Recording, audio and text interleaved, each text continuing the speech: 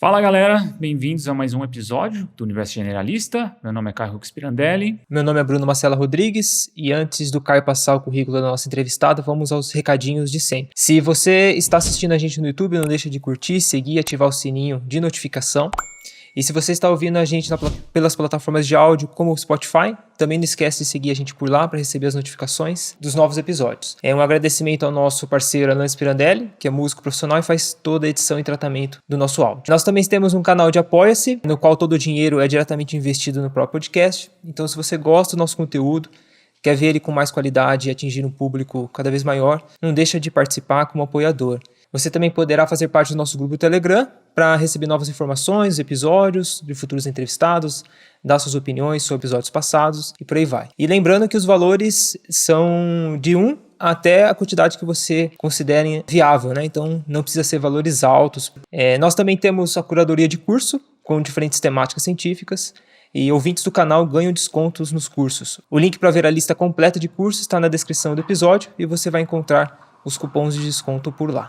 É isso, Caião. Bem, hoje a gente conversou com a Ana Paula Martins Gouveia. Ela tem pós-doutorado em estudos budistas pela Universidade da Califórnia, em Santa Bárbara, nos Estados Unidos, e pela Sorbonne, em Paris, na França.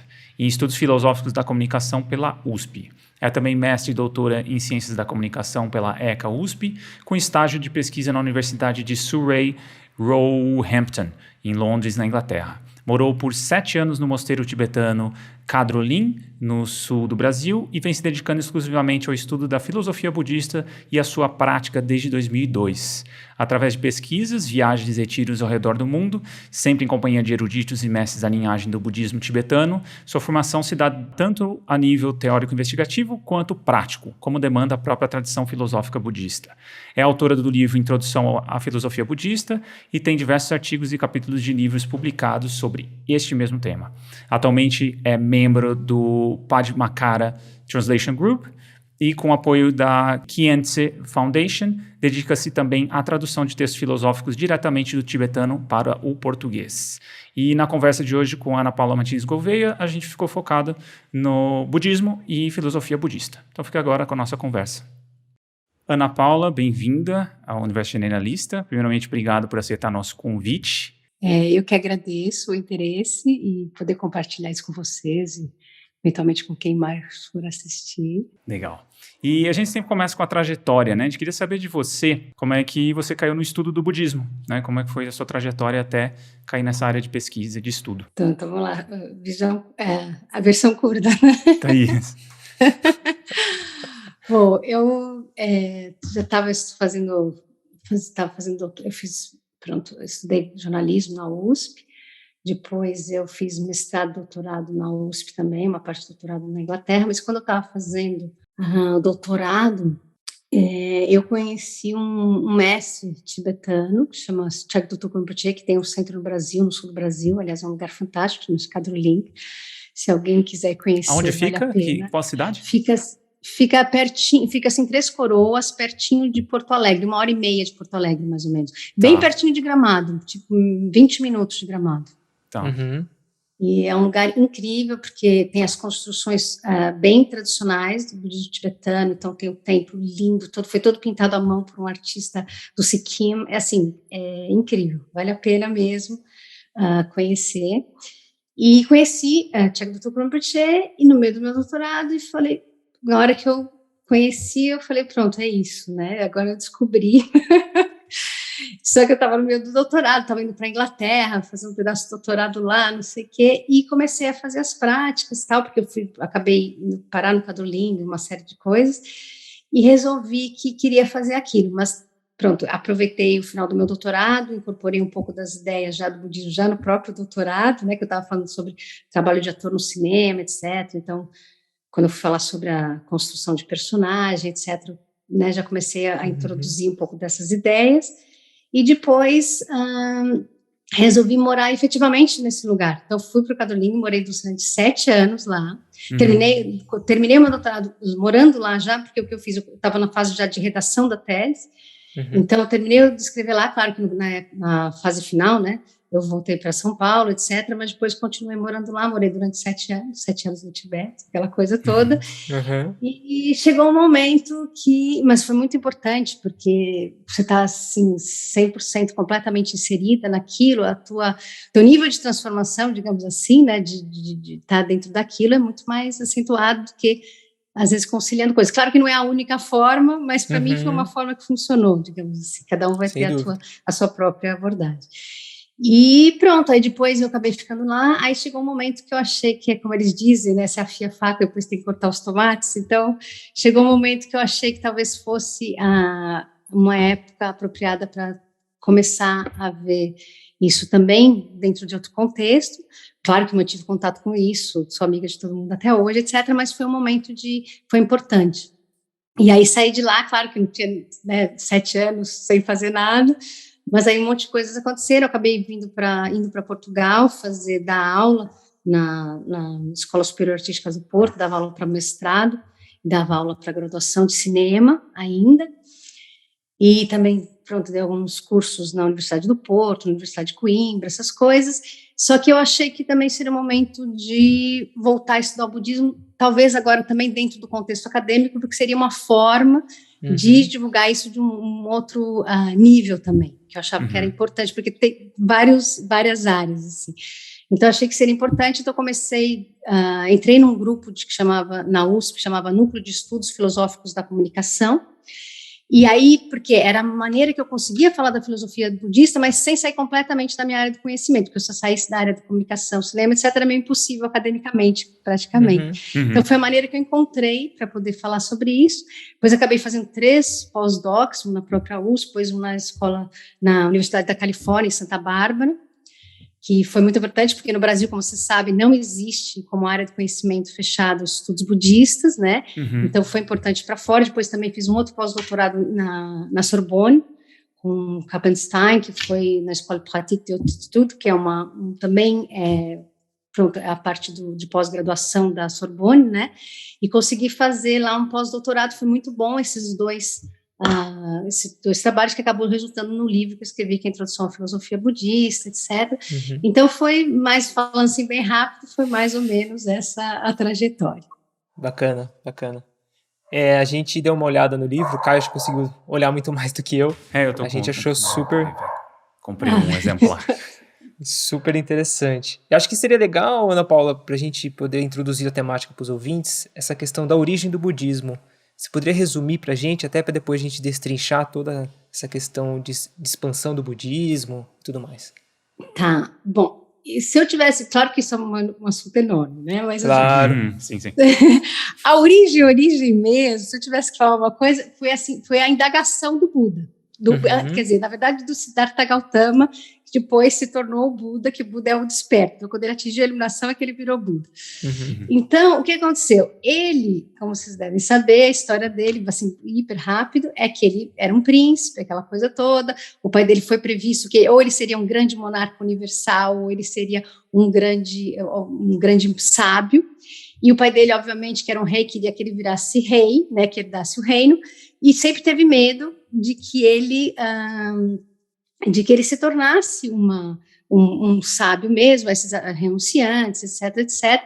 Então, deixou dentro do palácio durante muito tempo, né? Então, ele tinha todas aquelas coisas do palácio, mas ele sempre teve aquela tendência já inerente dentro dele, já tinha uma coisa pulsante, digamos assim.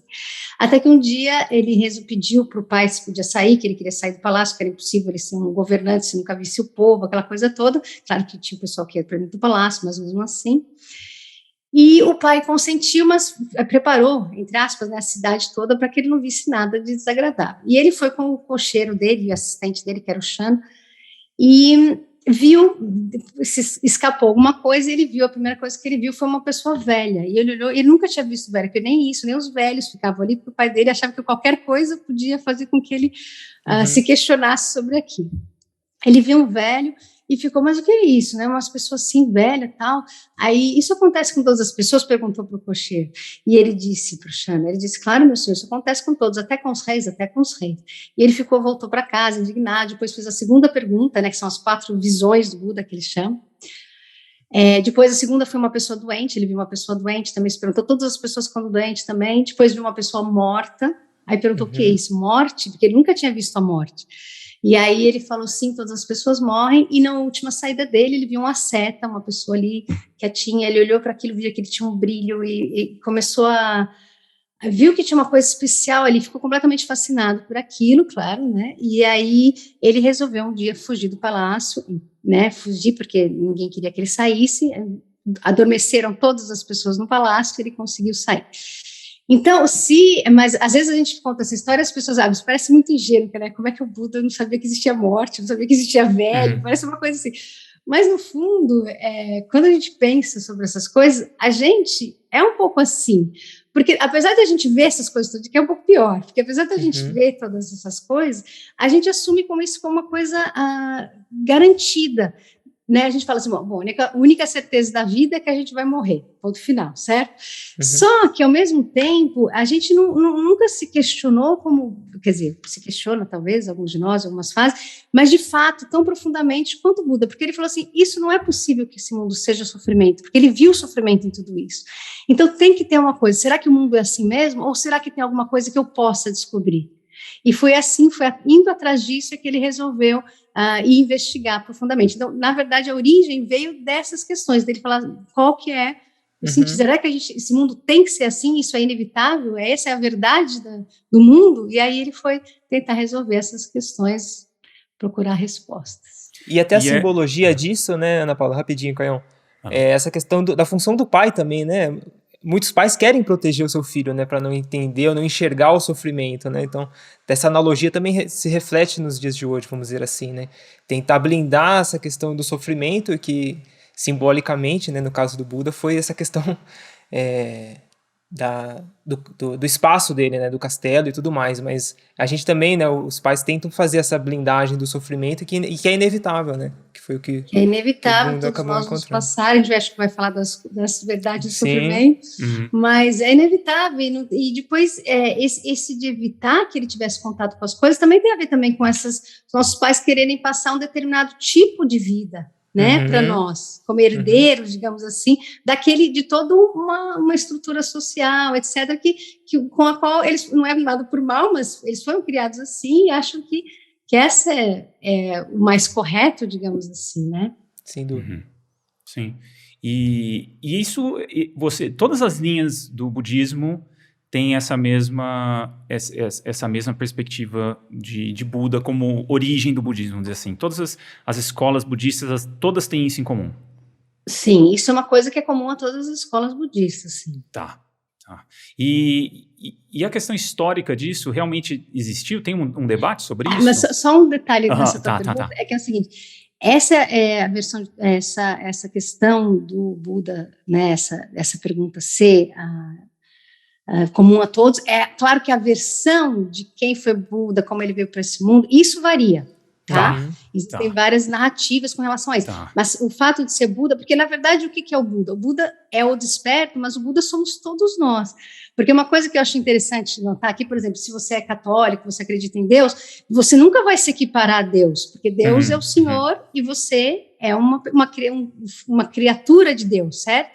Agora, Buda não, você é Buda, a gente só não sabe que é Buda porque a gente não foi a fundo como Buda foi para descobrir que ele era o Buda, mas nós todos somos iguaizinhos ao Buda, então tudo que ele descobriu e como ele deu, nós todos temos o mesmo potencial que o Buda e nós todos podemos virar Buda a qualquer momento, nós somos iguais a ele, então não tem essa distinção, não existe um ser criador que vai dar que o Buda sabia mais que todo mundo, por isso que ele fez uma doutrina, não tem nada disso. Ele é uma pessoa normalíssima, senta em casa, almoça, janta, etc., só que um dia ele se questionou e descobriu a natureza búdica, digamos assim. É um estado, né? Então, o Buda é um estado que você pode alcançar, qualquer um pode alcançar, e no caso, né, ele atingiu esse estado de Buda, né? Então, não é... E outra, eu acho que tem essa coisa também de que ele morre também, né? Assim, fisicamente ele morre, ao contrário de algumas outras religiões que é eterno. Não, ele morre fisicamente, né? Ele transcende, Só que ele morre com quantos anos? Eu acho que 80 e poucos, né? 80, depende da versão, mas em geral 82 anos. 82 anos. Então ele, tipo, não é que ele transcendeu, assim, em termos de, tipo, que ele não morreu, ele ressuscita. Não, ele simplesmente morreu como todo mundo morre, né? É mais o estado dele é outro, né? Então, isso é muito interessante também. E a representação do que significa a morte dele, tudo isso tem uma série de coisas. Mas isso vale para todos nós, é isso que é importante, que mesmo que seja a nossa morte tenha um determinado tipo de representação, ela continua sendo igual para absolutamente todas as pessoas, todos os seres, né? Sim, sim. Tá. E isso é discutido se ele realmente existiu, tipo, se é um mito ou se realmente é uma figura histórica que existiu. Tem algum debate nesse meio? Ou os historiadores já falam que existe a probabilidade maior de realmente ter, de acordo com os achados, enfim, arqueológicos ou escritos, que realmente é mais provável que tenha sido uma figura histórica mesmo? Então, existem já alguns debates, claro. Não sei exatamente qual é a relevância desses debates, dependendo do contexto, dependendo de qual a motivação, digamos, desses debates. Mas existe algumas coisas, claro, que às vezes, até recentemente tem um estudo que falaram que talvez não tivesse sido o Siddhartha Gautama, porque estava no... Tem várias coisas. Mas, no fundo, assim, enquanto figura histórica, porque existe o que a gente chama também de Buda histórico, né? Que é exatamente esse que a gente está falando, Siddhartha Gautama. Isso. Eles podem fazer questionamentos sobre exatamente as datas mais precisas, sobre o lugar, sobre essas coisas. Mas, assim, mesmo que ele não se chamasse Siddhartha Gautama, mesmo que ele tivesse nascido em duas cidades para lá, ou etc., nada disso é muito relevante, porque, no fundo, o que interessa é que essa possibilidade de um ser humano, né, conseguir atingir esse estado búdico, etc., e se libertar de totalmente sofrimento, é plausível para todos nós. Então, e isso é importante porque outros seres já fizeram a mesma coisa, né, que não tem a mesma... que não são o Buda histórico, digamos assim. Então, quer dizer que é um caminho que ele mostrou que é atingível para qualquer pessoa. Sim. E a partir...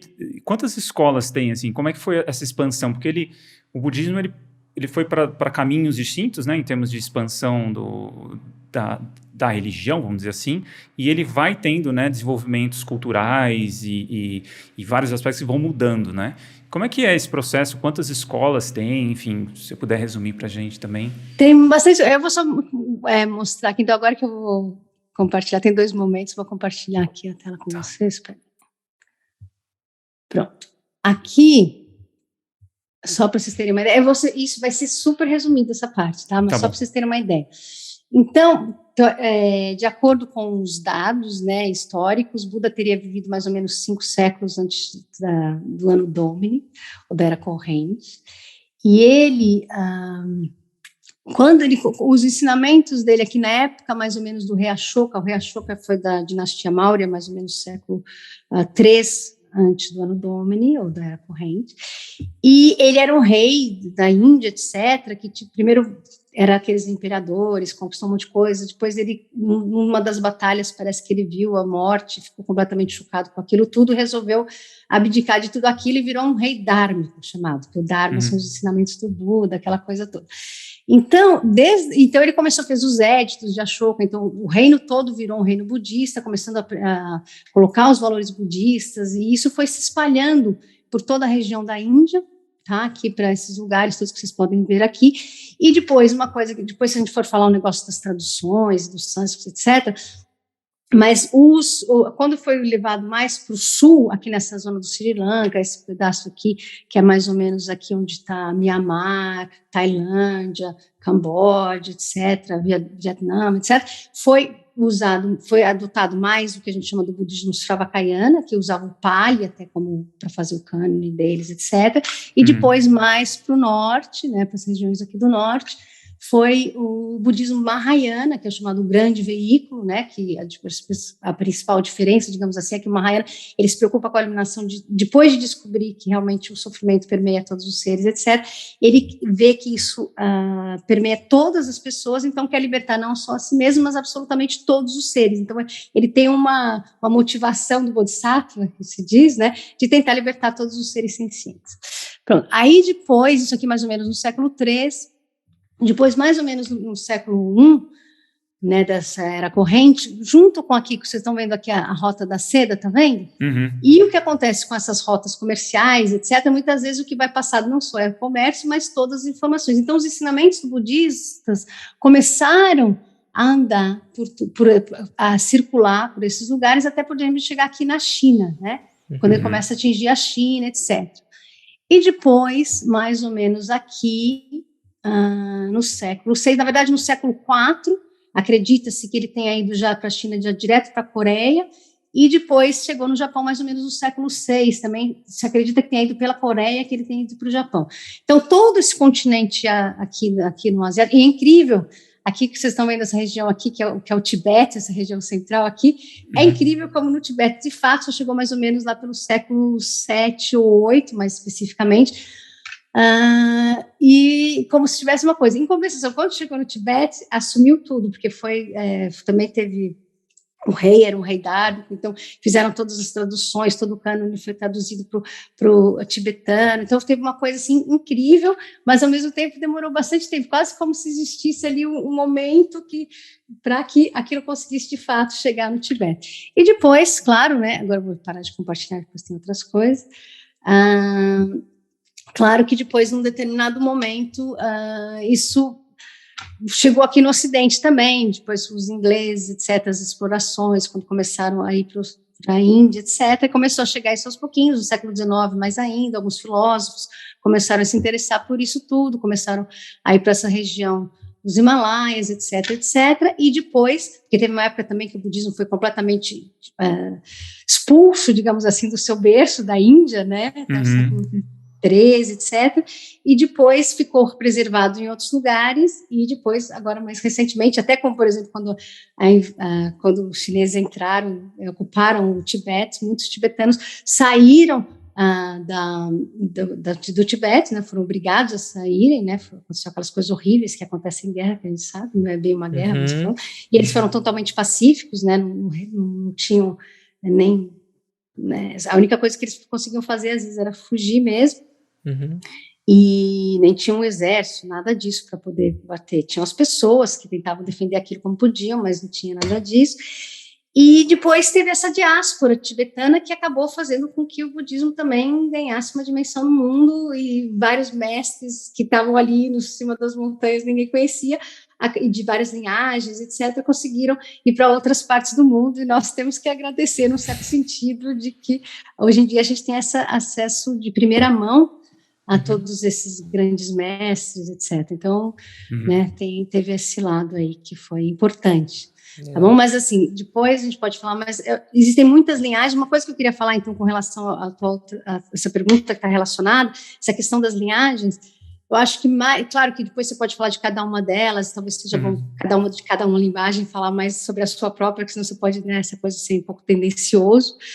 Mas tem um exemplo que foi dado por Kabje Dilgok Khyentse Rinpoche, que é um mestre tibetano do século XX, final do século XX, etc., bem recente, em que ele vai falar uma coisa que eu achei sempre muito interessante. Ele fala, os ensinamentos budistas, não é que os ensinamentos budistas são diferentes em si, a essência deles sejam diferentes, tem duas coisas, né? A forma como ele é recebido e como é que isso acontece, quem é que está recebendo aquilo, né? A forma como ele é passado e como ele está sendo recebido. Então, ele usa essa metáfora de que os ensinamentos budistas seriam como se fosse uma chuva. E na hora que a chuva cai, ela vai cair exatamente por igual em todos os lugares que ela cai. A chuva não vai passar, vou cair mais um pouquinho ali, vou ficar diferente aqui, não, ela cai por igual.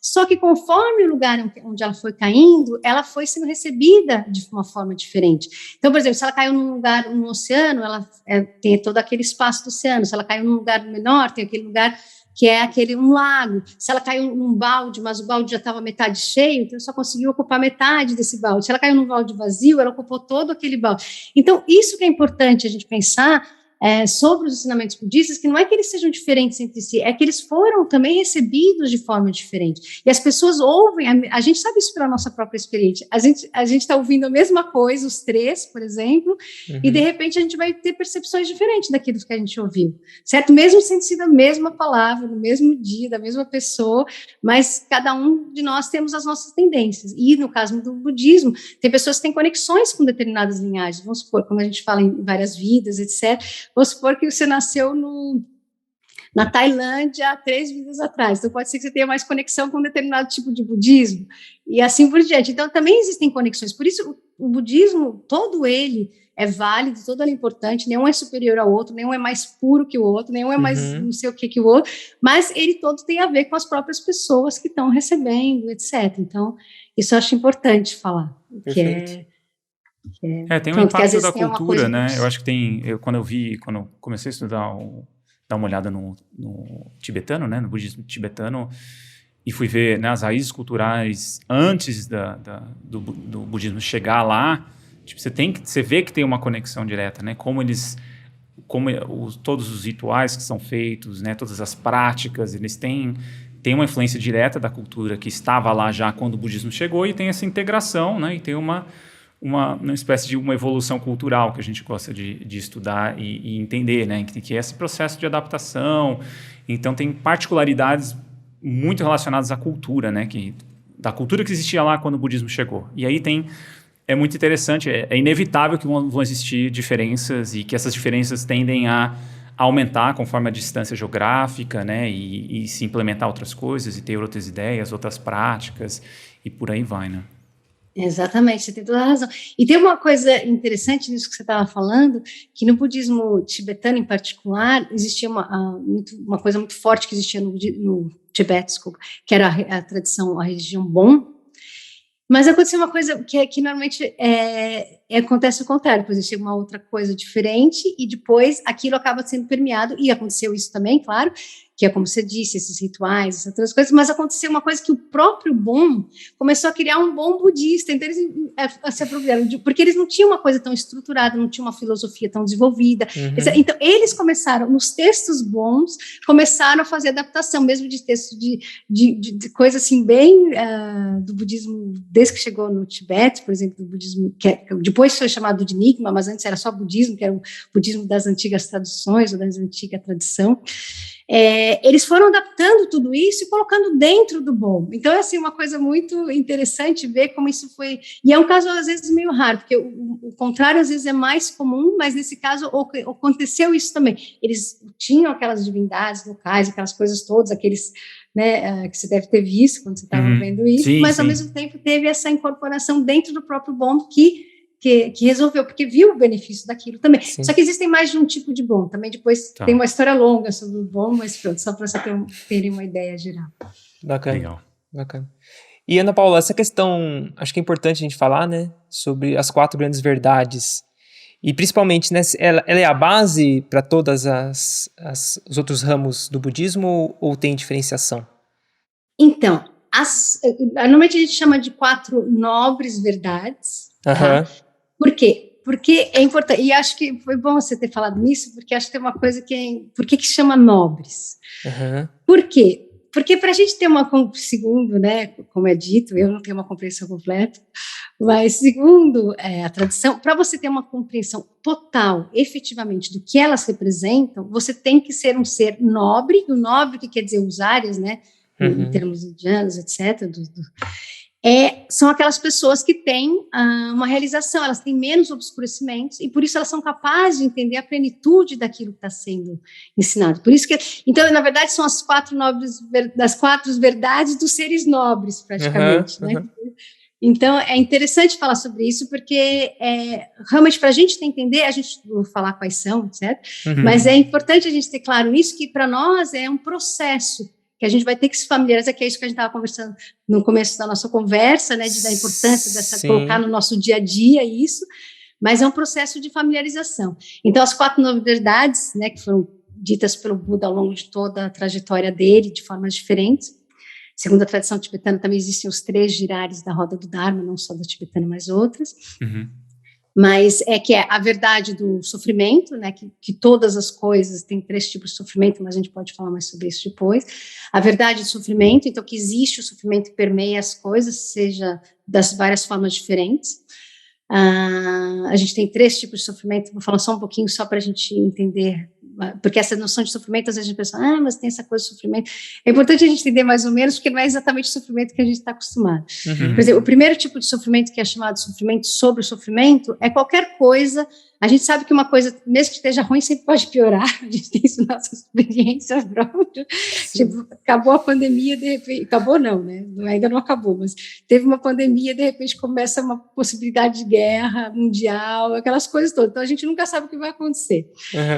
Mas isso não só na nossa vida também, né? Acontece uma coisa, você furou o pneu, chega em casa, tem vazamento de água, aquela coisa toda. Então, esse sofrimento bem básico. Segundo tipo de sofrimento, que é o sofrimento da mudança. Então, o que acontece? Por exemplo, mesmo que você esteja numa situação que você acha fantástica agora, isso, você sabe que isso vai mudar, e a gente sempre tem medo que mude, se você está numa coisa boa, né? Então, e agora, se eu perder agora... Poxa, a gente está fazendo esse programa super legal, temos apoio, as pessoas adoram, de repente a gente... E agora, se a gente ficar sem esse emprego, o que vai acontecer, né? Vai fazer uma coisa muito mais chata do que tudo isso. Então, assim, a gente tem essa coisa... A impermanência, né? A impermanência entra nesse. A impermanência. E o terceiro tipo de sofrimento, que é o que eu chamo de sofrimento onipresente, que às vezes pode parecer um pouco ingênuo, mas quanto mais você pesquisa, mais profundo você vai ver quanto que é a noção de... Até o fato de você ter um corpo, por exemplo, é o sofrimento onipresente, porque, por exemplo, se eu não tivesse um corpo, se um pau batesse, você não sente dor nenhuma. Então, a tua própria constituição, o fato de você ser uma coisa fabricada e que está condicionado às coisas, né, as outras coisas, faz com que você esteja sujeito ao sofrimento. Então, esses são tradicionalmente os 3 tipos de sofrimento. Então, a segunda nobre verdade é que existem causas para que isso aconteça, e aí o Buda vai explicar as causas para que isso aconteça, né? A gente vai falar dos 12 elos, etc. E depois, que existe a possibilidade, a verdade da cessação do sofrimento, então que é possível que esse sofrimento acabe, inclusive aqueles inevitáveis que a gente tinha falado, morte, doença, etc. E depois, que há um caminho, que é a verdade do caminho, que é um caminho que leva a essa cessação, que é um caminho que é possível que isso aconteça. Essas são as 4 nobres verdades faladas, né, até chegar ao caminho budista, que vai te mostrar, mais ou menos, vai indicar, a partir da experiência de pessoas que trilharam esse caminho, é que a gente vai conseguir fazer isso, mas sabendo que tem alguém ali que já passou por uma coisa, que passou por a mesma situação e que pode ajudar a gente, que nem você vai fazer escalar uma montanha, e alguém já escalou aquela montanha, então sabe quais são os riscos, etc., e vai te ajudar a subir de uma forma um pouquinho mais segura, sem ser você tendo que tatear tudo. Mas... E ela é a base para as outras escolas budistas? Todos usam Exatamente. Essa também, essas 4 nobres verdades também, se fala, por exemplo, no caso, quando se fala dos 3 girares, da roda do Dharma, etc., que ela foi ensinada de formas diferentes, mas sempre foram as 4 nobres verdades. Só que formas diferentes. No segundo girar já se falava sobre a vacuidade, essa noção de que todos os fenômenos são vazios, etc. E no terceiro girar já se falava sobre essa noção da natureza búdica, da luminosidade, etc. E tal. Mas sempre foram, dependendo do tipo de ouvintes também, porque depois quando você vai estudar cada um deles, você vai ver que cada um tinha um tipo de audiência. Por quê? Porque eram aqueles que ouviam coisas de determinadas formas, certo? Sim. Então, também é base de todo o budismo, sim. E, Ana Paula, só para fechar essa temática, eu pensei isso, até refleti isso com o Caio antes da nossa entrevista, não sei se... Quero ver se você concorda comigo. Em relação à questão da filosofia e da religião budista, né? Ao meu ver, ela se aproxima muito mais nesse conceito de um poder filosófico, porque ela por esse ponto ela não tenta responder tantas perguntas metafísicas. E a questão também de origem e solução ser o próprio indivíduo, né? Faz sentido isso? Ela é diferente de outras religiões muito por conta disso, que transforma ela talvez nessa filosofia? Então, assim, é uma pergunta assim, incrível, porque ela tem um monte de coisas aí dentro dela, mas a primeira coisa é, assim, o budismo talvez seja chamado religião, porque obviamente eles têm aspectos que a gente faz tem oferenda, tem não sei o quê, Uhum. tem sadanas, tem não sei o quê. Mas, ao mesmo tempo, é porque a nossa necessidade de colocar isso no lugar, porque, na verdade, o que o Buda foi fazer não tem nada a ver com religião, no fundo, ele foi investigar Uhum. o que acontecia, qual que era a verdade das coisas, né? Essas perguntas que ele fez. Então, a questão da religião, ela é muito relativa, porque eu acho que tem a ver com também um tipo de predisposição das pessoas, Uhum. porque não é que mesmo que você... Depois a gente acho que vai falar um pouquinho sobre a noção da prática e teoria, etc. Mas, assim, acho que é importante ver que essa noção de descobrir o que está por trás, porque, no fundo, todo o budismo, ele vai se preocupar com o quê? Qual que é a verdadeira realidade, ou qual que é a verdade de todos os fenômenos. E vai te dizer que o eu, esse eu que nós acreditamos super sólido, que acorda todo dia às 6, 7 horas da manhã, faz isso, escova o dente, etc., que, na verdade, ele não existe da forma que a gente acredita que ele exista, pelo menos. E que as outras coisas, a mesa, a cadeira, computador, etc., nada disso existe também da forma que a gente acredita que ele existe. Nós temos a experiência disso, ninguém nega a experiência. Eu tenho a experiência de acordar de manhã e falar, olha, hoje eu acordei, eu chamo aquilo de eu, e acordo, não se nega a experiência disso, mas o budismo vai dizer que não é bem assim a verdade disso, ainda que a gente tenha essa experiência. Então, eu não sei direito como classificar isso, percebe o que eu quero dizer? É muito difícil, porque ele só vai querer dizer, olha, isso que você vê dessa forma não é bem assim, como é que é? E vai tentar te explicar como é que é, indicando, porque, né, a verdade última, digamos, de todos os fenômenos é inefável, a gente não consegue expressar, mas a metáfora que se usa é como se fosse um dedo apontando para a lua. Você usa o dedo, né, que é a filosofia, os ensinamentos, os rituais, as sadanas, o que quer que seja, para apontar para aquela realidade, mas você vai ter que olhar para a lua e ver a lua, não olhar para o dedo. Enquanto a gente estiver preso à filosofia só, ou a sadhana, ou o ritual, ou a religião, etc., você vai continuar olhando para o dedo. Então, você tem que olhar para a lua, e aí é que é a questão. Então, Legal. acho que tem...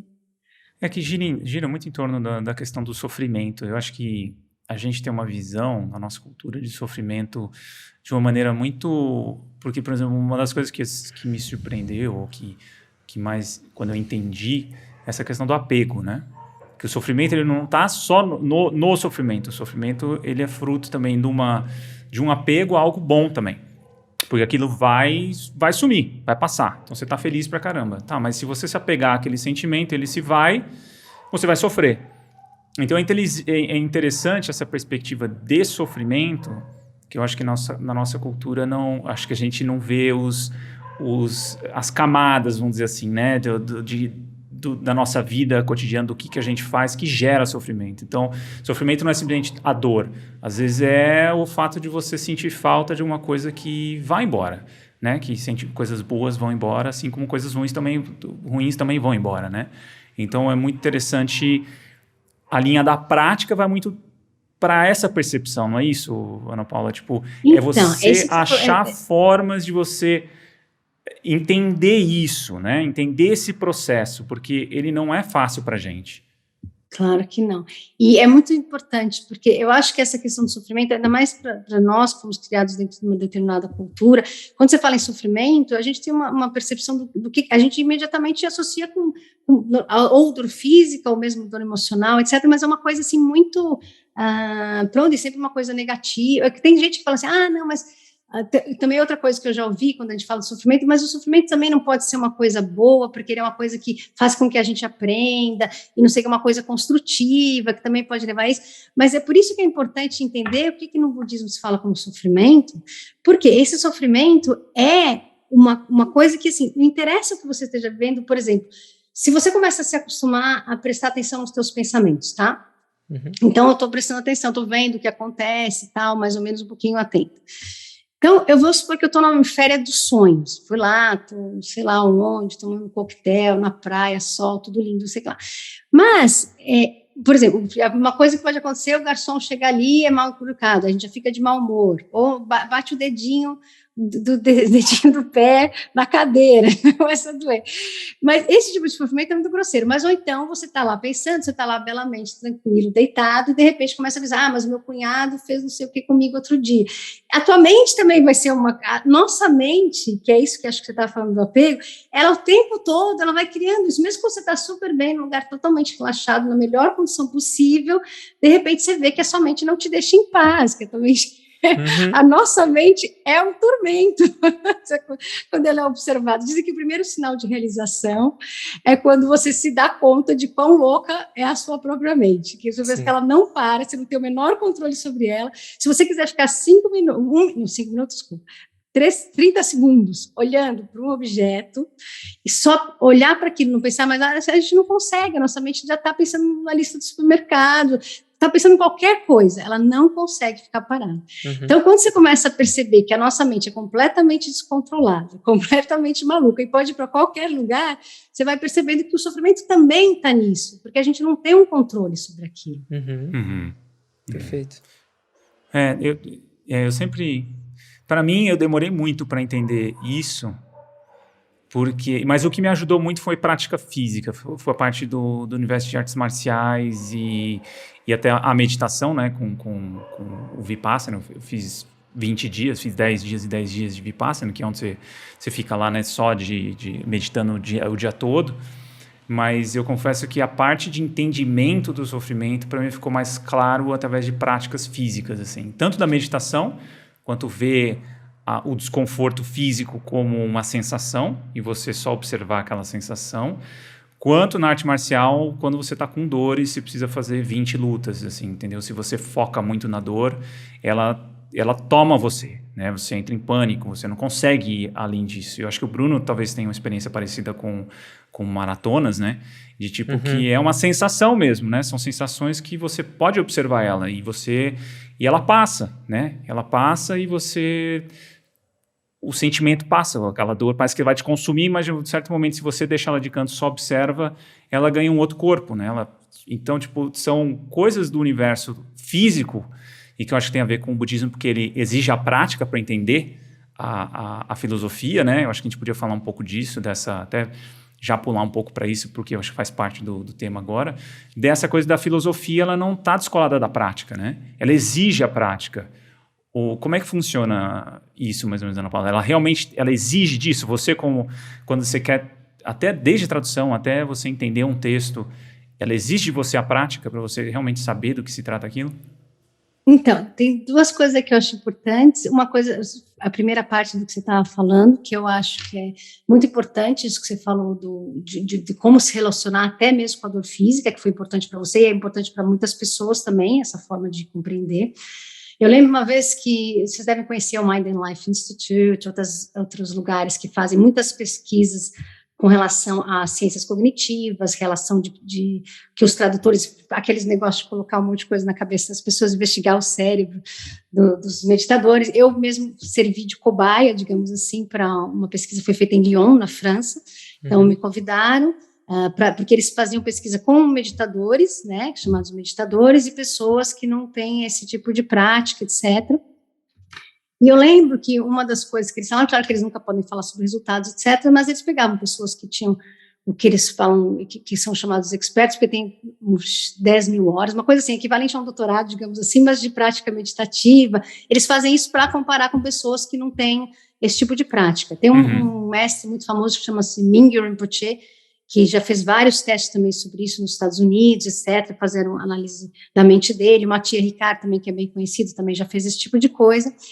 E eu lembro que quando eu fui fazer isso, um dos testes era o seguinte: você estava lá deitado com aquelas coisas na cabeça, etc., dentro daqueles túneis do MRI, aquelas coisas assim, e eles colocavam uma coisa quente no teu corpo, até uma temperatura que você realmente ia sentir aquilo bem forte, e eles ficam analisando os movimentos cerebrais das pessoas. Então, o que acontecia? As pessoas que já tinham mais prática, ou já tinham que ter algum treino em contemplação, o que eles falam é que é o seguinte: a pessoa, primeiro que a hora que sentia dor já sabia, então ela não ficava sofrendo antes, ela simplesmente, a hora que acontecia é que ela sentia, E que às vezes até a intensidade daquilo, como a pessoa está muito presente, digamos assim, a intensidade daquilo podia ser bem alta, que você percebia pelo nível, por ser um calor muito forte, etc. Mas assim que acabava o estímulo do calor, a pessoa praticamente dissolvia aquilo. E que as pessoas que tinham menos treino, o que acontecia? Que elas já sofriam por antecipação, começa por aí, e depois ficava a dor, na hora da dor física era quase igual à anterior, porque elas já estavam totalmente ansiosas, e quando acabava elas continuavam sofrendo mais tempo. Então, assim, eu achei super interessante eles falarem isso, porque acho que tem a ver com isso, quer dizer, a gente faz isso na nossa vida, né? Seja a dor física, que era um estímulo físico mesmo, mas é essa coisa, a pessoa já vai doer, então já está sofrendo, depois dói antes, depois dói mais depois, ainda mesmo quando já acabou. Então, eu acho que tem a ver com a dor física e tudo junto, né? Porque a nossa mente também trabalhando com aquela dor física, acho que é o que você estava falando. Agora, a tua segunda pergunta sobre a questão da prática, da teoria, então, sim, é muito importante. Essas duas coisas são, eu diria, inseparáveis. Por exemplo, se eu tivesse que fazer uma analogia, talvez se você estivesse num laboratório, a teoria seria como, por exemplo, as substâncias químicas, você tem ali o sulfato disso, não sei, carbono, mas não sei o que lá. E a prática, né, é como se você realmente fosse colocar aquelas... Eu li no livro, olha, se eu misturar sulfato de sódio com carbono, acontece isso. Aí eu chego lá, vou para o laboratório e misturo. Posso explodir o laboratório? Posso, entendeu? Mas eu vou colocar na prática. Então, eu acho que tem um pouco isso. A filosofia, a teoria e a filosofia, etc., elas nos ajudam, né, para saber como lidar, mas a gente tem que colocar na prática. Por isso que, normalmente, quando você fala nos estudos budistas, você vai falar que são 3 níveis. O primeiro é o escutar, ou ler, ou tomar conhecimento sobre os ensinamentos. O segundo é fazer uma análise crítica, né, você reflexão sobre aquilo, ver aquilo. E o terceiro nível, que é justamente o da contemplação, você colocar aquilo na tua experiência da forma mais profunda que a gente for capaz naquele momento. Então, tem essas 3 coisas. Esse é um ponto importante, né, Ana Paula, essa questão da prática, porque eu, como fisioterapeuta, por exemplo, percebo isso muito na clínica, né? Então, o fato de uma pessoa chegar com um tipo de dor para mim, e eu já ter esse tipo de dor, né? Tô atendo muito corredor e eu corro também me machuco, já tive dores.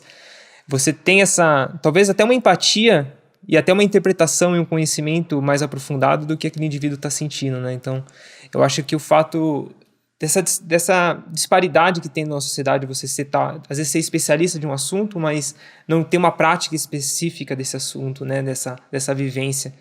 E isso talvez não seja não faz tão sentido do ponto de vista da filosofia budista, né? Já que você não teve essa experiência mais profunda, né? Passando pelo corpo. Eu acho que isso faz todo sentido. Eu acho que a gente pode ir para a questão dos 4 selos, né? E até para saber também como ele se relaciona. Só uma última coisa, nas 4 nobres verdades, a última ela tem um elencado práticas, né? Também, né? Então, na verdade, tudo isso, o caminho é exatamente, você, por exemplo, vocês perguntaram das linhagens, etc. Então, o caminho é justamente você descobrir, ou qualquer coisa parecida, o que você quer seguir dentro do budismo e seguir essa tradição, né? Porque é importante também essa noção de tradição dentro do budismo. Porque uma coisa que eu acho que é importante se falar quando se fala isso é que o budismo é uma linhagem viva de transmissão. Sim. Não é que o Buda morreu e agora a gente fica tentando reviver coisas que ele falou, etc. Não é isso, é uma linhagem que vem desde a época do Buda, que vem sendo transmitido por mestres que foram tendo realização naquele caminho. Então, é uma coisa viva. Então, hoje em dia, quando você vai seguir um caminho, você tem pessoas com as quais você pode contar, que são uma referência, e não só porque leram o cânone budista e ficaram sabendo sobre aquele assunto, mas que, efetivamente, foram passando de um para o outro, tendo realização, e isso foi se perpetuando ao longo dos séculos. Então, isso é muito diferente, né, do que outras coisas que não tem essa coisa do vivo. Por isso que a relação, principalmente, por exemplo, no caso do budismo tibetano, a relação que você estabelece com a pessoa que te ensina é uma das coisas, um dos aspectos, digamos assim, fundamental de todo o teu caminho. Né? Por isso que também tem que somar, até você tem que pensar 2 vezes e fazer conexão com determinadas coisas, porque realmente é uma coisa muito significativa dentro desse caminho. Então, é importante ter isso em vista, que é um caminho, mas é um caminho que é um caminho vivo, trazido por pessoas que trazem essa tradição e que podem nos orientar dentro disso. Então. E você tinha perguntado também das traduções, sim, também. Os 4 selos. Dos 4 selos, desculpa. Isso. Então, os 4 selos, eu vou falar então rapidamente quais são, e aí a gente pode conversar um pouquinho. Beleza. O primeiro são que todos os fenômenos compostos, né, que como a gente falou, são impermanentes, que a gente já conversou um pouquinho sobre isso, quer dizer, o fato simplesmente de eu ter um corpo quer dizer que esse corpo vai morrer, pronto, vai desfazer. O segundo selo, que é tudo que é maculado, digamos assim, é sofrimento. Então, o que é maculado? Tudo que depende de causas e condições. Então, por exemplo, se eu tenho esperanças e medos, essas coisas não são confiáveis, então é uma fonte de sofrimento. Então, tudo que tem esse tipo de mácula é qualquer coisa. Toda vez que nós vemos a realidade do mundo de uma forma dualista, aí talvez a gente entre, isso já é uma forma de mácula, porque a gente não vê as coisas tal qual elas são.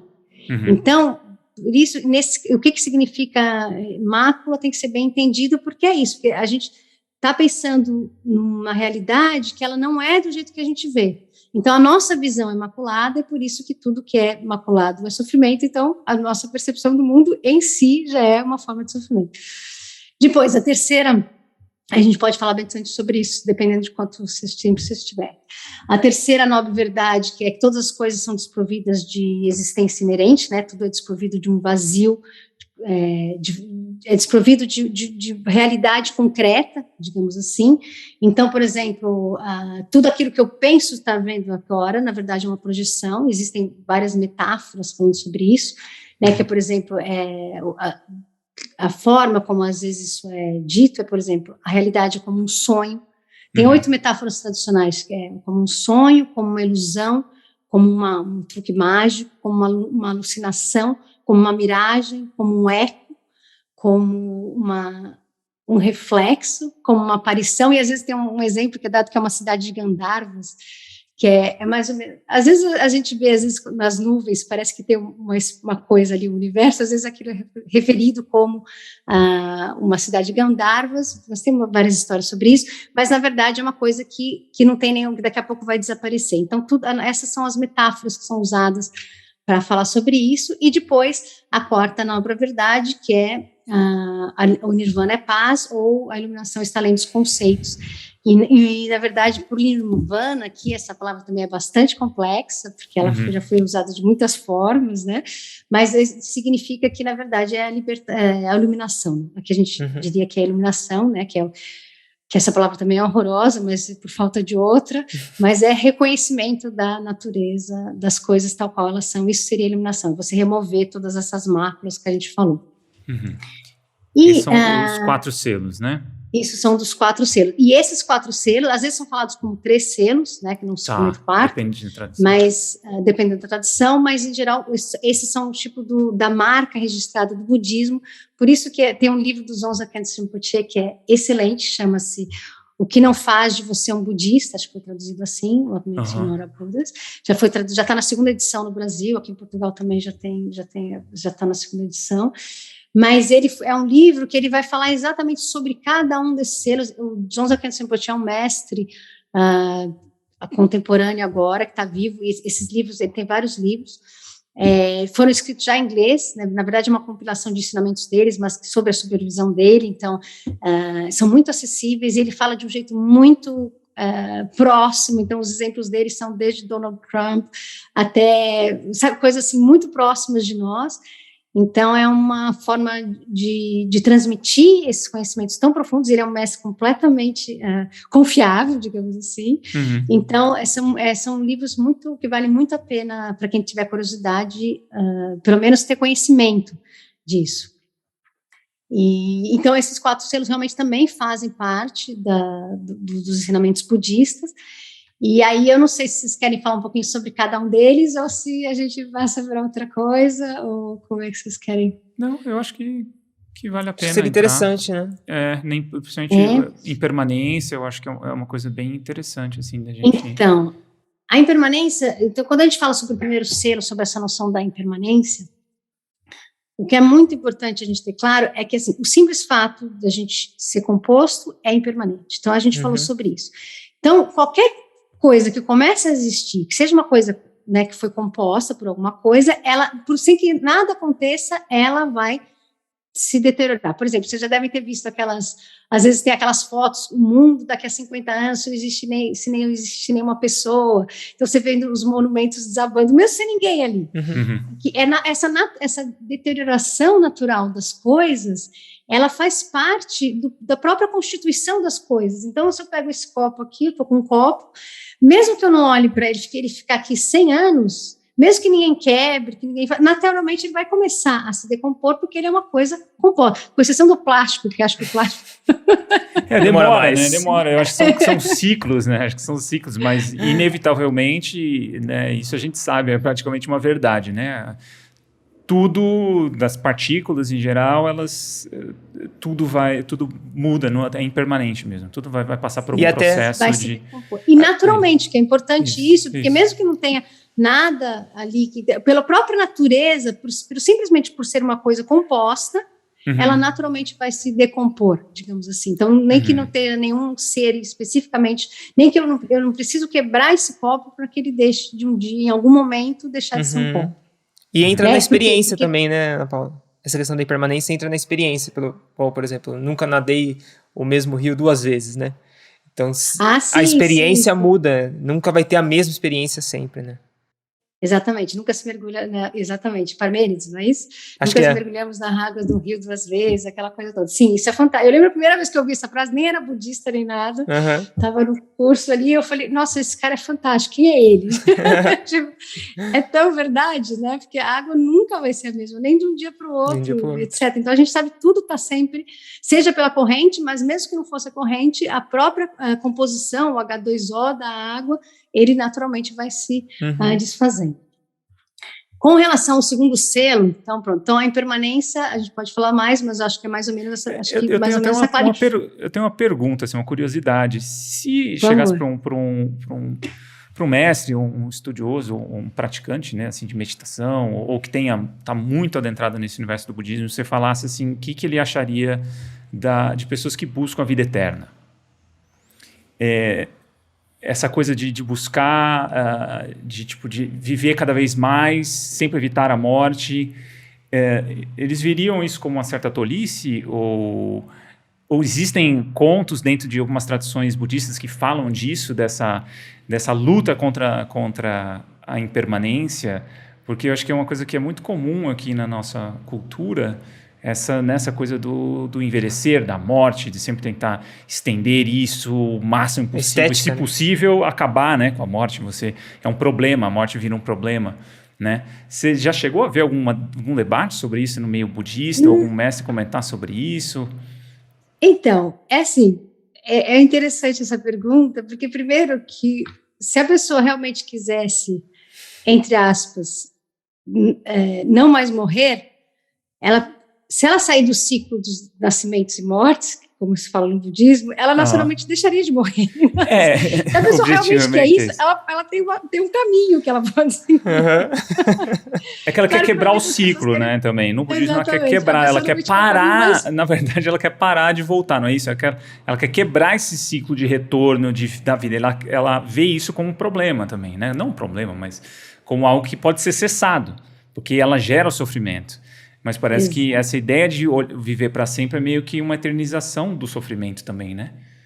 Exatamente. Por quê? Por que é uma eternização do sofrimento? Porque se a pessoa não tem o conhecimento necessário ou a sabedoria necessária para entender como é que funcionam as coisas da vida, ela vai estar simplesmente esse desejo que ela tem de se manter eternamente nesse lugar, primeiro por medo, muitas vezes medo da morte, segundo por apego, porque ela tem apego àquilo, se ela tivesse numa situação muito complicada, ela talvez não quisesse prolongar isso tanto tempo, e depois, por exemplo, se ela interessa numa guerra, talvez ela não estivesse tão interessada em ficar ali sofrendo durante séculos, certo?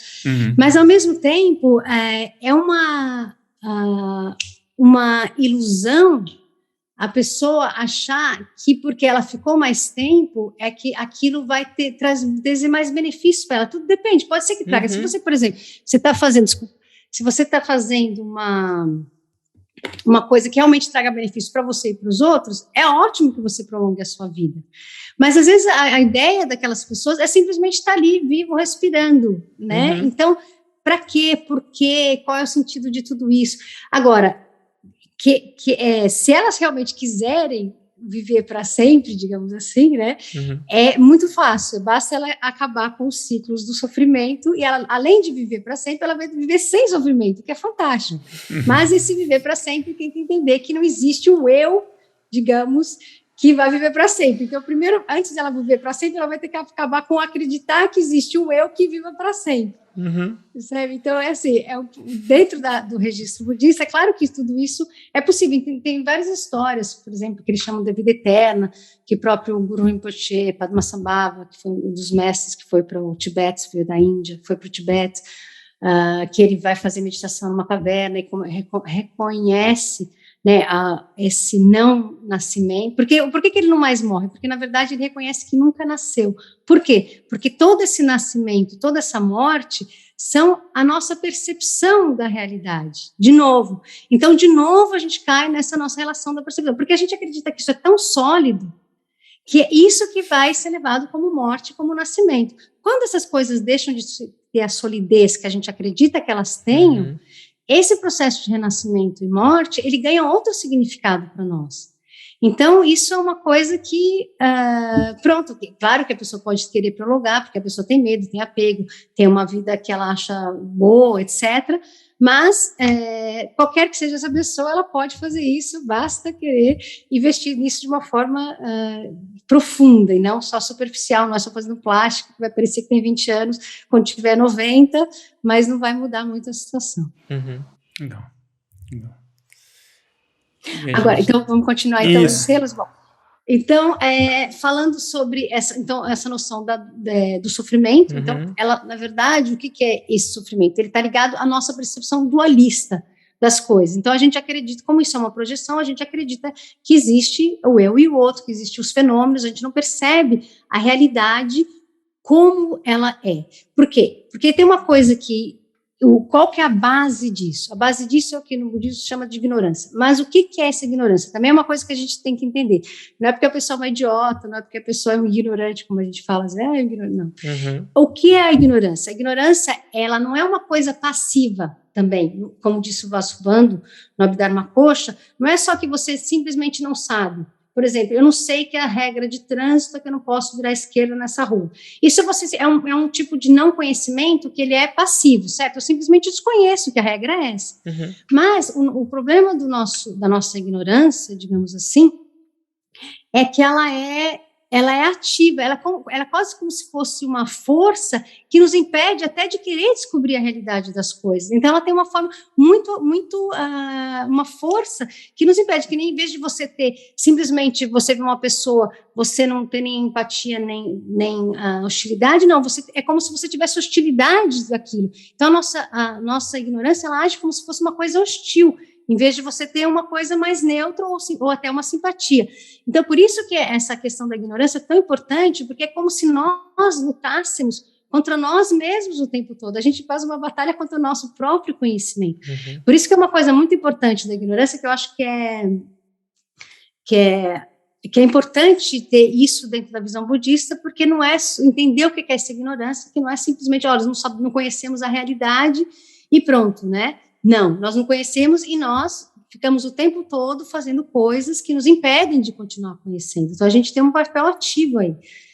E eu acho que talvez uma coisa que seja interessante mencionar quando a gente fala sobre essa noção dessas nossas ilusões, tem uma história que é frequentemente contada também dentro dos ensinamentos, que é de um yogi, que ele é um yogi que morava numa cidade e tal, e todo mundo sabia que ele era um mestre muito realizado e tal, mas ele andava ali como se fosse um vagabundo, que é uma coisa interessante também que acontecia na Índia, acontece até hoje, na verdade, em que essas pessoas, eles são considerados como pessoas, são venerados dentro da sociedade, ou são respeitados, pelo menos, dentro da sociedade. A gente não, se isso acontecesse aqui no Brasil, no Ocidente, de uma forma geral, a gente vê uma pessoa sentada na rua, vai achar que é um indigente, e não tem um respeito para os renunciantes, digamos assim, nenhuma cultura de renunciantes, né? E na Índia isso é uma coisa muito comum.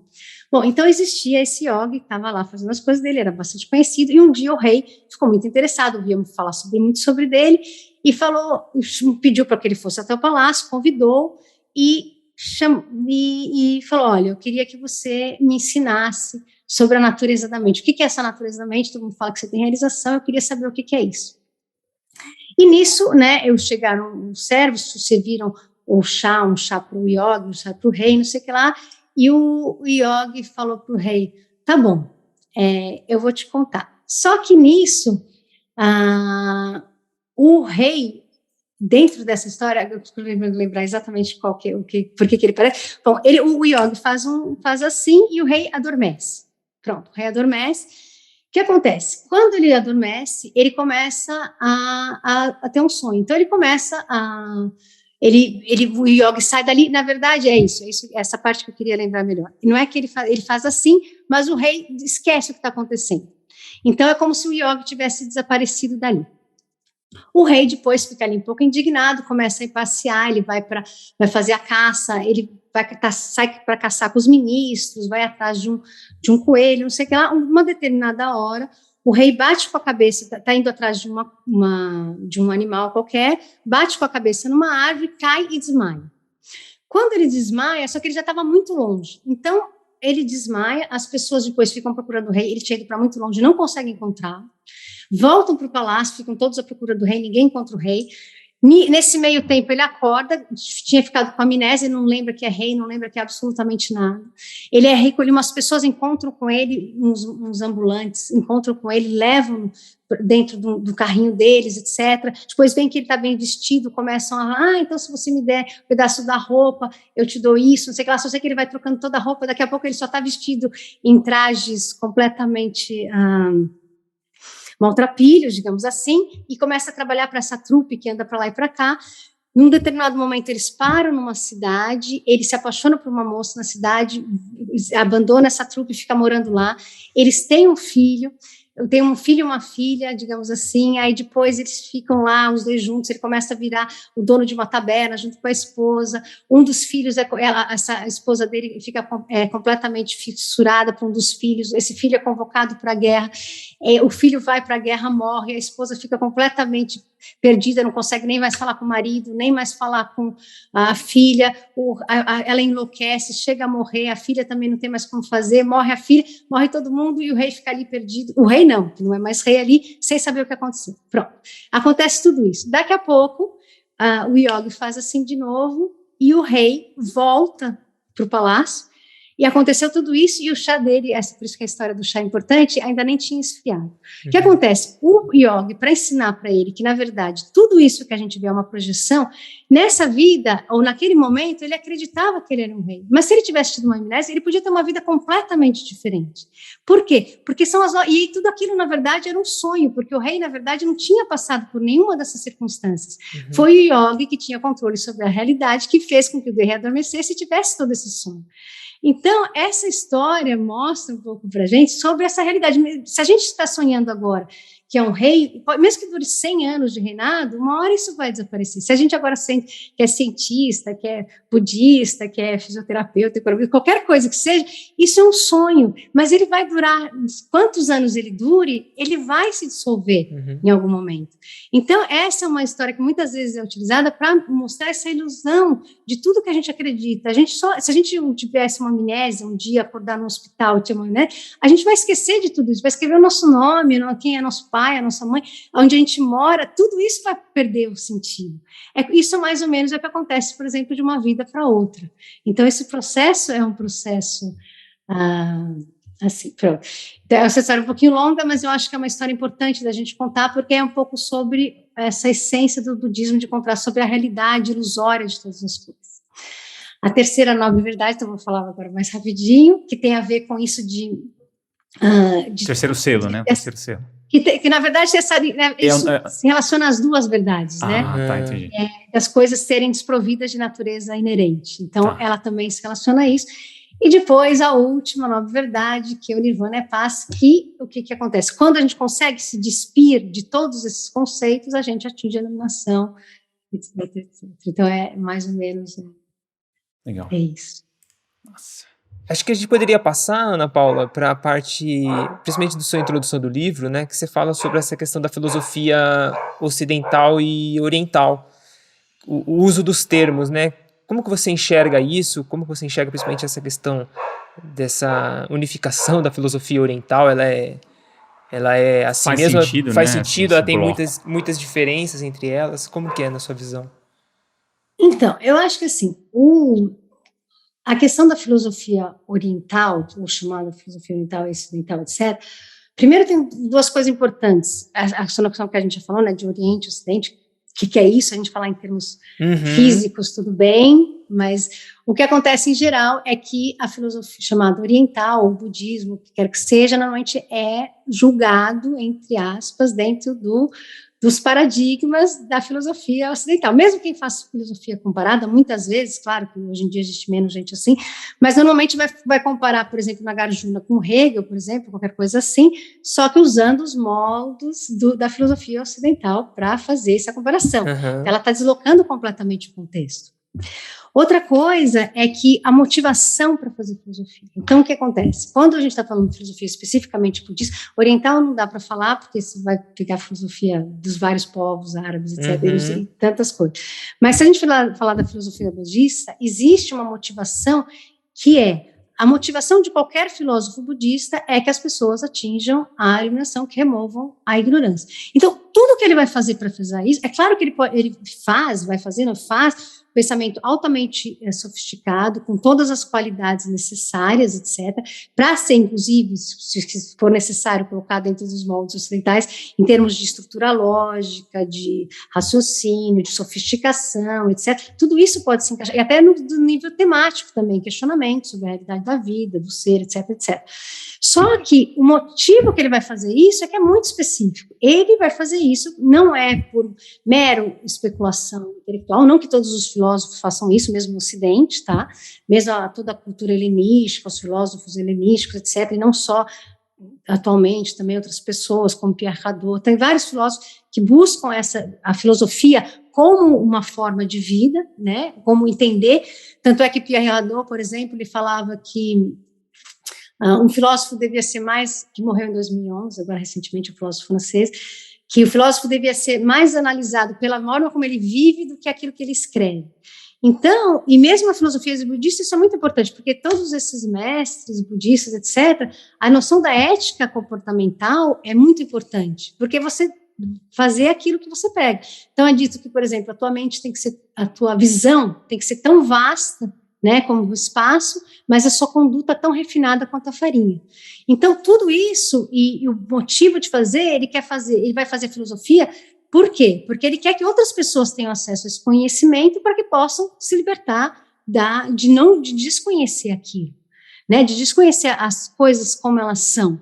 E não só porque ele quer, por exemplo, né, ter um emprego na faculdade, ou porque ele quer ter os livros publicados, ou porque ele quer dar entrevista, ou porque qualquer coisa. Ele não tem esses outros motivos. O motivo é muito claro.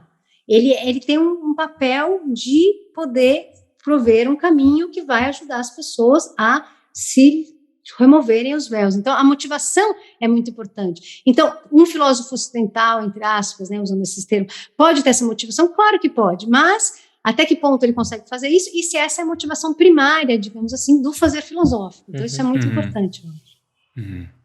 A gente pensa muito, eu não sei, né, sua opinião também, eu não sei, a gente fala muito aqui do método científico e de ciência como um todo, né, mas você acha que esse universo científico, ele pode aprender bastante com a filosofia budista, ou alguma coisa que vem em mente quando você pensa nisso?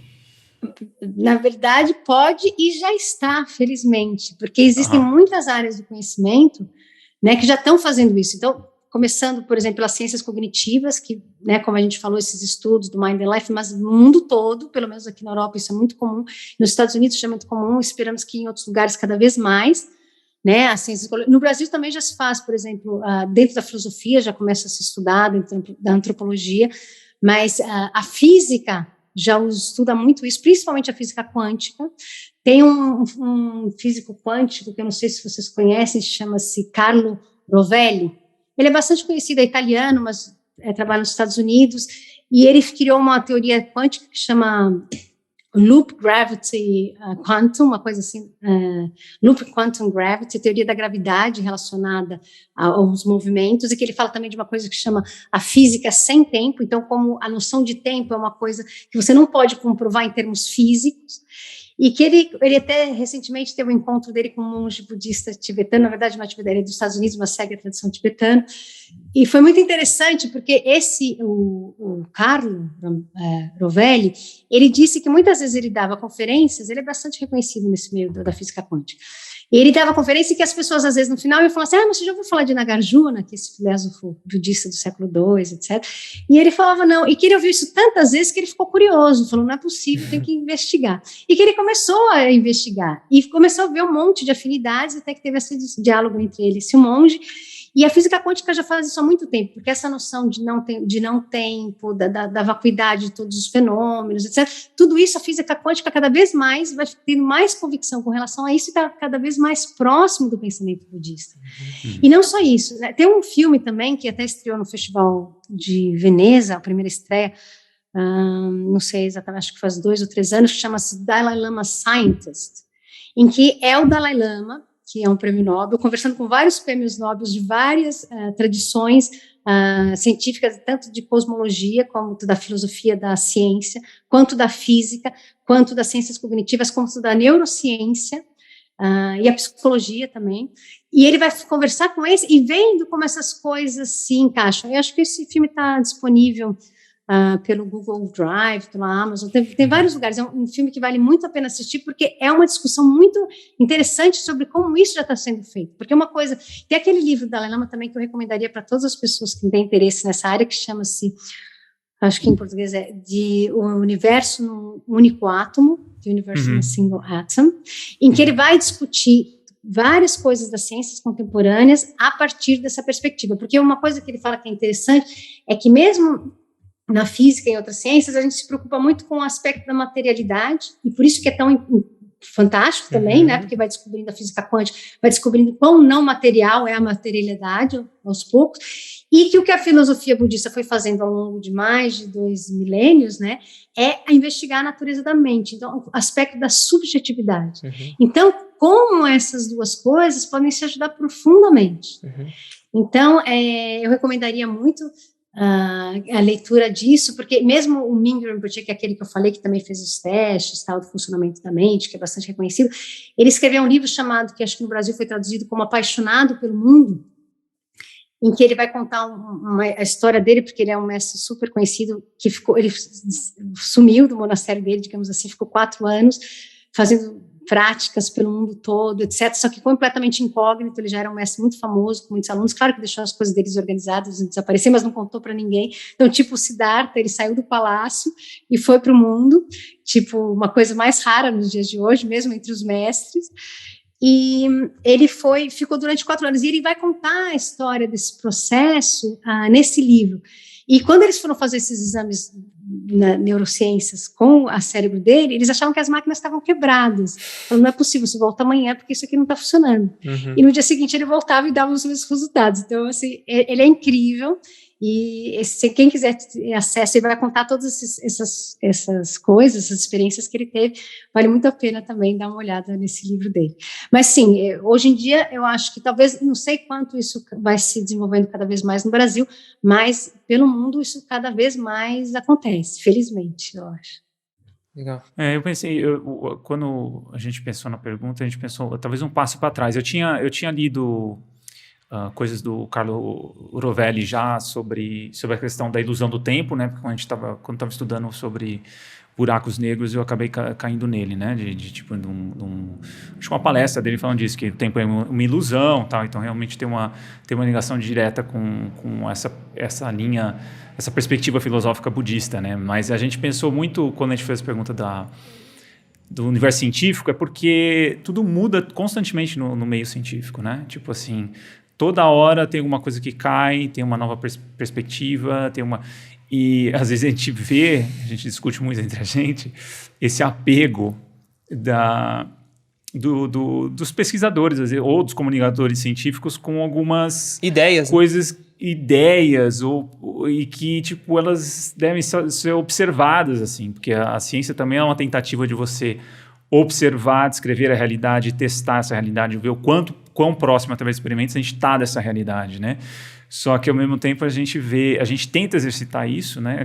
A gente não se apegar muito, porque a gente sabe que Tem a perspectiva refutação, que a gente... né? Então, tem o lado da refutação da ciência. Então, acho que e o Caio discute essa questão da filosofia budista, que talvez a filosofia budista possa trazer esse olhar do desapego para ajudar a ciência, né? Porque como é uma constante, talvez, refutação de hipóteses e tudo mais, se você se apega muito à sua hipótese, né, ou à sua linha de estudo, se vem muito estudo refutando, talvez esse apego faça com que você caia em termos equivocados de interpretação e até de comunicação da ciência, né? É isso que a gente normalmente discute em relação a isso. Quando seria bom, talvez, a filosofia budista adentrar esse meio em relação a esse aspecto também. Eu acho que tem duas coisas interessantes que você falou. Primeiro, uma coisa que é interessante, que é bom, é porque, mal ou bem, a ciência, por ser empírica também, né, esse tipo de ciência, as ciências duras, etc., por ser empírica, ela é obrigada a ter que experienciar aquilo que ela está falando. Por ela ser obrigada a passar pela experiência, ela vai descobrindo que não era bem aquilo, que não era bem aquilo, que não era bem aquilo, que não era bem aquilo. Uhum. Justamente por quê? Porque ela tem que colocar na prática, né?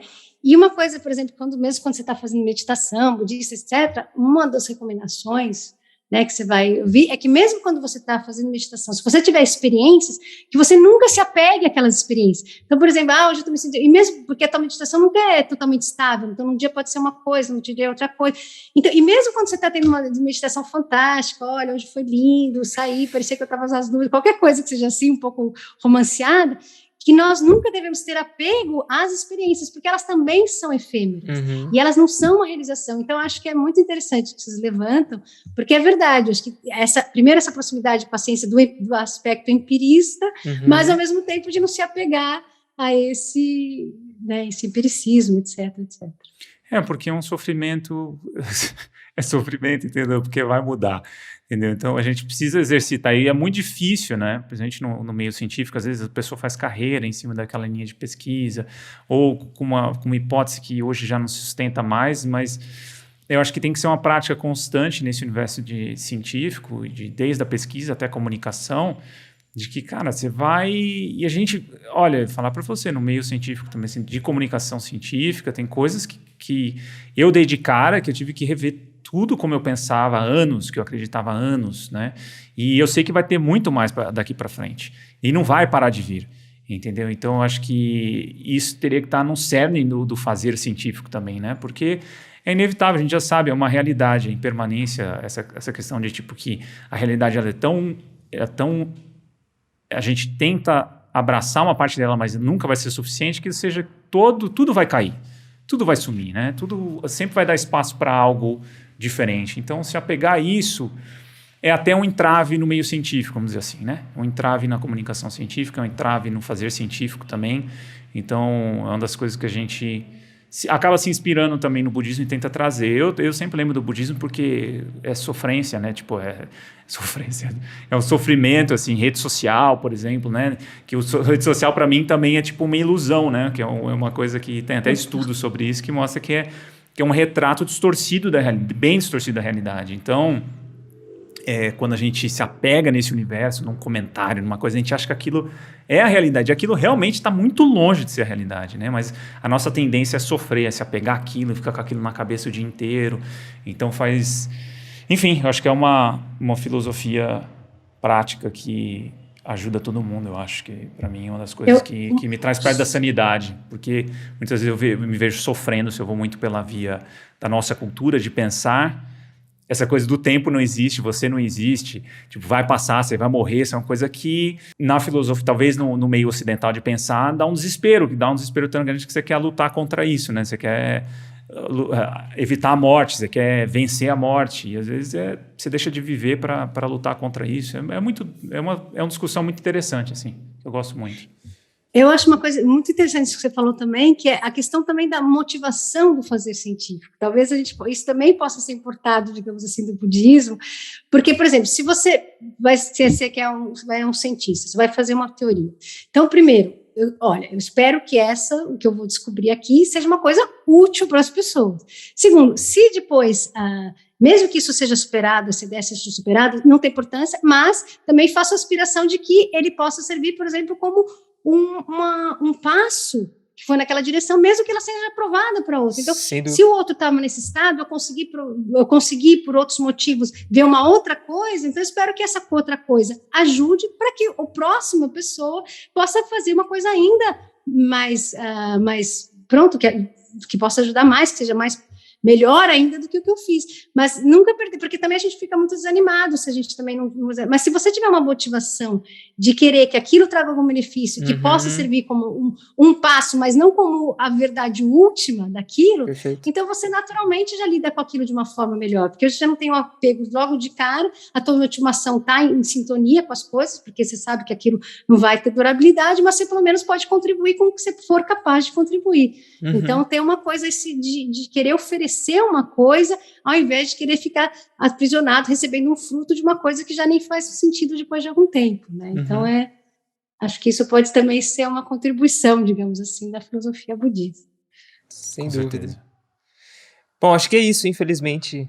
A gente vai ter que... Acho que teve que pular alguns tópicos, porque é muita coisa, né, da parte de filosofia.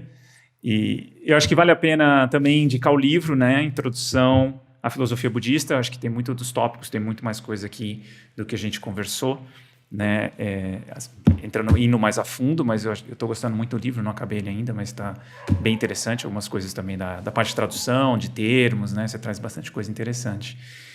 E eu acho que é isso, eu acho que valeria a pena a gente fazer um só sobre budismo tibetano, então fica o convite, Ana Paula. Tá bom, olha, ótimo falar com vocês, exatamente, esses temas são infindáveis, mesmo que a gente tivesse 200 horas, ia continuar, ainda mais se as pessoas gostam do assunto, Sim. Então a coisa vai... A gente cortou uns tópicos, senão porque senão não ia longe. Pois é. E depois no meio dos tópicos vão aparecendo subtópicos. Sempre. Mas muito obrigado, Ana Paula, foi muito bom. Selos e pronto, olha, espero que seja um primeiro contato que a gente ainda possa trocar mais figurinhas por aí. Sem tá dúvida. Com certeza.